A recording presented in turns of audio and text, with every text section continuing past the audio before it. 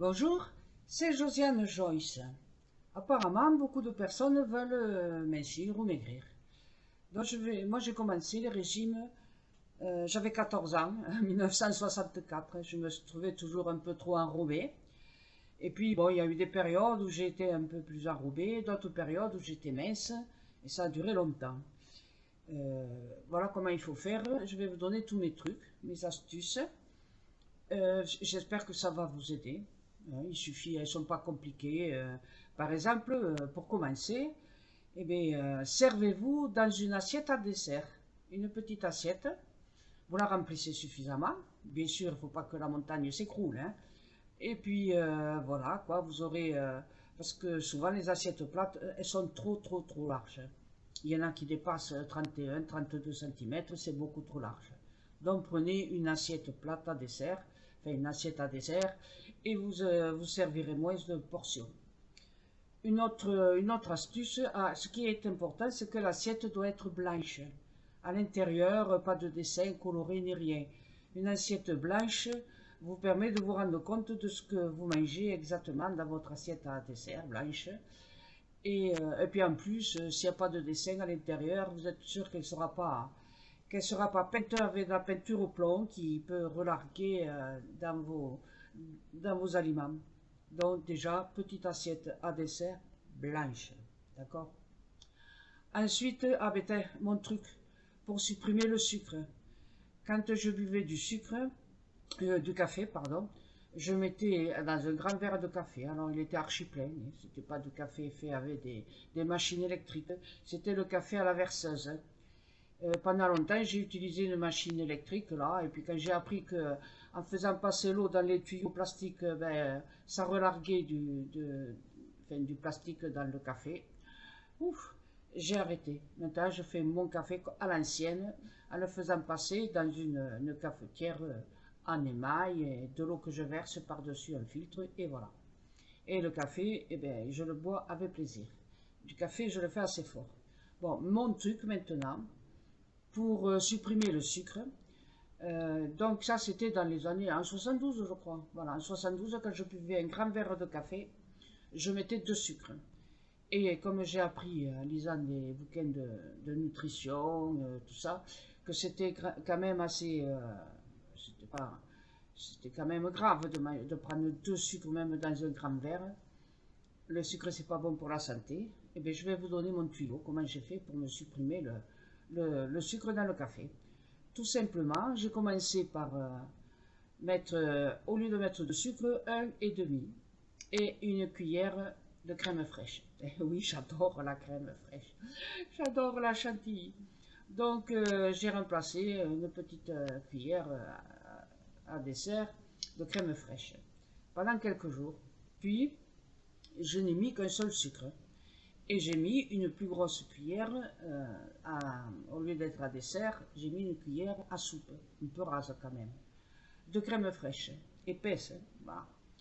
Et puis petit à petit, en diminuant le sucre et en augmentant la crème fraîche, je me suis retrouvée que, bon, effectivement, il y avait la crème fraîche, une fois qu'elle est mélangée au café, ça devient du café au lait. Mais si petit à petit, vous faites la même chose que vous avez fait avec le sucre, vous diminuez l'épaisseur de la crème fraîche et vous vous retrouvez à boire un café sans crème fraîche et sans sucre. Voilà comment j'ai fait. Bon.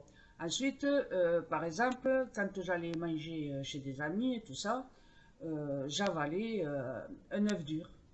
Une demi-heure, là, avant de partir, j'avalais un œuf dur, ou même 2, si je trouvais que j'avais pas mangé à 4 heures, que j'avais pas pris une collation. Donc, voilà, des fois en travaillant, on ne peut pas manger à 4 heures. Donc, et aller chez les amis à 7 heures et puis manger avec eux, voilà. 2 œufs durs, vite fait, vous les faites cuire et vous mangez 1 ou 2 œufs durs. Voilà. Donc, aussi quand on boit un peu d'alcool ou du vin, c'est pas très recommandé, mais quand on est jeune, on dépasse un petit peu. Je tapissais mon estomac avec une cuillère d'huile d'olive.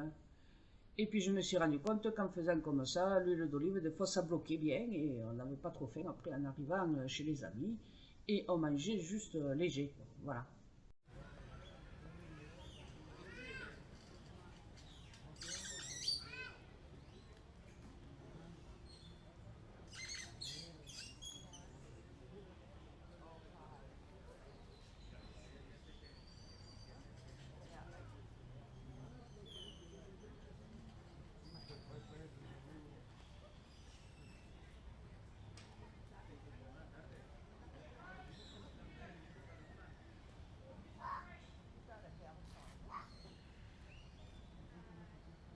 Alors, pour supprimer le sel, eh bien, le sel, il faut s'habituer. Par exemple, je faisais cuire des conserves, j'achetais des conserves, mais maintenant, j'achète plus des conserves, puisqu'à l'intérieur, il y a du vernis chimique. Et ça passe dans les légumes. Hein. Bon, voilà. J'achetais des conserves de légumes non cuisinés, hein, des haricots verts, je sais pas, de petits pois, voilà. Et c'est moi qui les cuisinais. Donc, quand j'ouvrais maintenant j'achète des pots en verre, et quand je vide le pot, je le vide à travers une passoire et je le rince bien sous l'eau. Petit à petit, vous verrez, hein, comme c'est de l'eau, des conserves, c'est de l'eau avec du sel, et donc c'est salé. On peut se passer du sel, hein, voilà, voilà. Il n'y a que quand on mange des pâtes, du riz, vous voyez, des glucides, de la purée, voilà, ou des pommes de terre, là, il faut mettre du sel. Il existe du sel avec des algues, voilà, c'est du faux sel. Ça peut vous aider, hein, à supprimer bon, de trop manger de sel, voilà. Après, il faut chasser le sel dans tout ce que vous achetez. Alors le mieux encore, ben, au lieu d'acheter tout prêt, tout cuisiné, eh bien, vous le faites vous-même, hein, voilà. Rien ne vous empêche, par exemple, un pot en verre de haricots blancs, ou des flageolets, par exemple, vous les mélangez avec un autre pot en verre de haricots verts. Avec les haricots verts, vous mettrez, et sur des flageolets, vous mettrez un peu moins de sel. Voilà comment on fait, d'accord? C'est des petites astuces. Donc voilà, vous avez appris comment diminuer la quantité dans l'assiette, comment savoir exactement bien comme il faut ce que l'on mange en prenant une assiette blanche, comment supprimer le sucre, comment supprimer le sel, hein. Et donc voilà, chasser tout ce qui est de la fausse alimentation, de tout ce qui est déjà cuisiné. Cuisinez-le vous-même. Comme ça, vous êtes sûr de cuisiner bien comme il faut, sans mettre des rajouts, des édulcorants, oh là là, tout ça c'est faux, hein, voilà. Donc, dans les gâteaux, quand vous faites des gâteaux, la recette, si on vous marque 200 g de sucre en poudre, mettez-en 180, et la fois d'après 150, et puis 120, et puis 100, voilà, d'accord? Et moi je me suis rendu compte que quand on faisait cuire des gâteaux, le plus souvent, on utilisait le sucre des fruits, ou le sel des légumes qui sont déjà, il n'y a pas besoin de rajouter du sucre ou du sel quand on fait une tarte salée ou une tarte sucrée. Vous avez le fruit qui est suffisamment. Et quand vous faites des yaourts, c'est pareil. N'utilisez pas du sucre en poudre. Rajoutez seulement des fruits. Et le sucre des fruits, c'est suffisant. Vous n'avez pas besoin de rajouter du sucre en morceaux. Voilà. Ça peut vous aider. Et aussi pour bloquer, par exemple, quand vous avez trop faim, voilà. Normalement, pour être sûr de ne pas avoir faim quand on a consommé, quand on a mangé un repas, il faut avoir mangé au moins minimum 250 ou plus grammes.